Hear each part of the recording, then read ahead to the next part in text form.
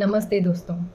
आज हम बात करेंगे एक ऐसे लीगल स्कूल के बारे में जो लॉ को एक ज़िंदा, इवॉल्विंग और सोशल चीज़ मानता है, सोशियोलॉजिकल स्कूल ऑफ जरिस्प्रूडेंस।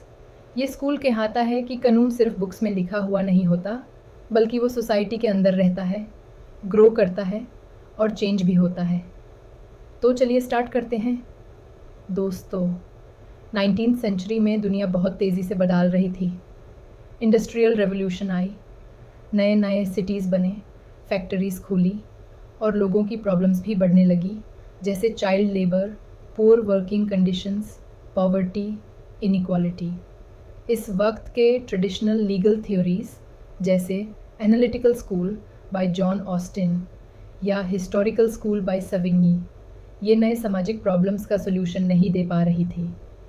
तब आए सोशियोलॉजिकल स्कूल जो ये कह रही थी, लॉ का असली काम है सोसाइटी के नीड्स को समझना और उनको फुलफ़िल करना।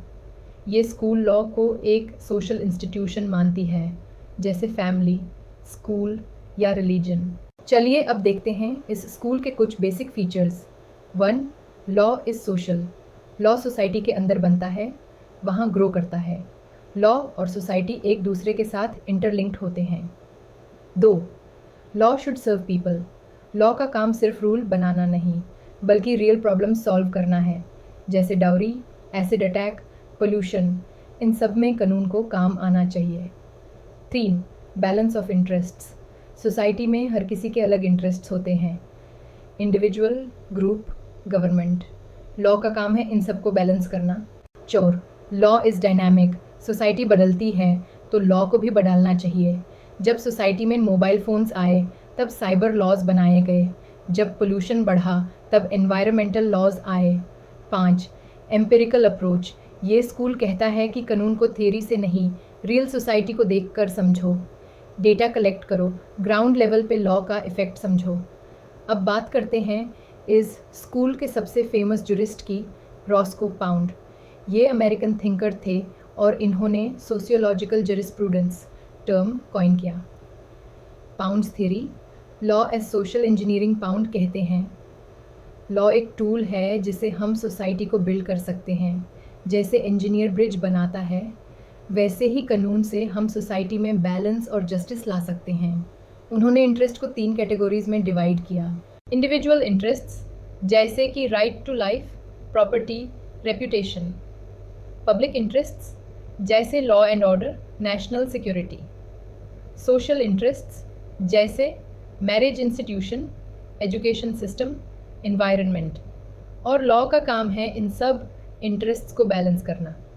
अगर किसी का राइट किसी दूसरे को हार्म करता है तो लॉ उसे लिमिट करेगा। Development of law 5 stages. Pound ने लॉ के 5 स्टेजेस बताए। Primitive law, revenge based system.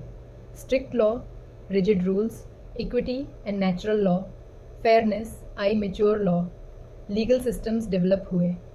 Socialised law, law society के बेनिफिट के लिए बना। पाउंड कहते हैं कि कोर्ट और लेजिस्लेचर दोनों को समझना चाहिए कि एक लॉ का एक्चुअल इम्पैक्ट क्या हो रहा है सोसाइटी में। अब चलते हैं फ्रांस, जहाँ के जुरिस्ट लियोन दुगी ने भी सोशियोलॉजिकल स्कूल को सपोर्ट किया, लेकिन उनका अप्रोच पाउंड से थोड़ा डिफरेंट था। मैं कॉन्सेप्ट सोशल सॉलिडारिटी, दुगिट कहते हैं, इंसान अकेला कुछ नहीं है, हम सब एक दूसरे पर डिपेंडेंट हैं और लॉ वही होना चाहिए जो इस सोशल कोऑपरेशन को प्रोटेक्ट करे। अगेंस्ट स्टेट सॉवरेंटी, दुगित ने कहा, लॉ सॉवरेन का हुक्म नहीं होता। स्टेट को लॉ बनाने का हक तभी है जब वो सोसाइटी की सर्विस करे।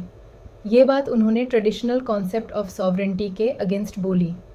Focus on duties, Roscoe pound individual rights की बात करते थे, लेकिन दुगिट फोकस करते हैं ड्यूटीज़ पे। उनका कहना था कि सोसाइटी तभी सर्वाइव करती है जब हर इंडिविजुअल अपनी ड्यूटी समझकर दूसरों के साथ कोऑपरेट करता है। तो उन्होंने कहा, लॉ वही है जो ड्यूटीज़ इम्पोज करता है, ना कि सिर्फ राइट्स देता है। ऑगस्ट कॉम्ट सोशियोलॉजी के फादर थे। उन्होंने लॉ को साइंस की तरह स्टडी करने का आइडिया दिया।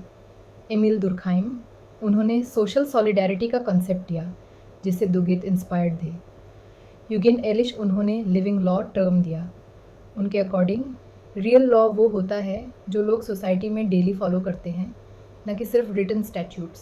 सोशियोलॉजिकल स्कूल आज भी लीगल वर्ल्ड में बहुत रेलेवेंट है। कैसे? 1. Legal reforms.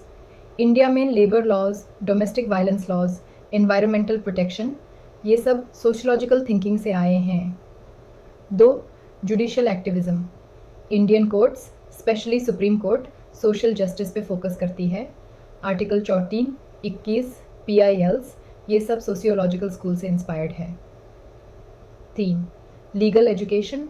आज लॉ सिर्फ टेक्निकल सब्जेक्ट नहीं बल्कि सोशियोलॉजी, इकोनॉमिक्स, पॉलिटिकल साइंस के साथ इंटीग्रेटेड होता जा रहा है। 4. Criminal reforms. Reformative justice approach जैसे रिहेबिलिटेशन ऑफ क्रिमिनल्स, ये भी सोशियोलॉजिकल इम्पैक्ट है। हर थ्योरी के कुछ लिमिटेशंस भी होते हैं। सोशियोलॉजिकल स्कूल को कुछ लोग क्रिटिसाइज़ करते हैं, टू आइडियलिस्टिक, सब इंटरेस्ट्स को बैलेंस करना प्रैक्टिकली मुश्किल होता है। लैक ऑफ सर्टेनिटी, जब लॉ कॉन्स्टेंटली चेंज होता रहे तो सर्टेनिटी कैसे मिलेगी? सब्जेक्टिविटी, क्या पब्लिक वेलफेयर है? इस पे सबका व्यू अलग हो सकता है। Part 8, conclusion 28-20।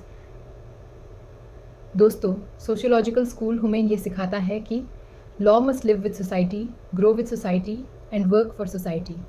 रॉस्को पाउंड ने लॉ को इंजीनियरिंग बनाया, एक प्रैक्टिकल टूल। लियोन दुगी ने लॉ को एथिकल ड्यूटी बनाया, सोसाइटी की सर्विस। आज के डिजिटल, डाइवर्स और डायनामिक वर्ल्ड में ये स्कूल हमें रिमाइंड करता है कि कानून सिर्फ किताब नहीं, एक जिंदा सिस्टम है, सोसाइटी के लिए, सोसाइटी के साथ।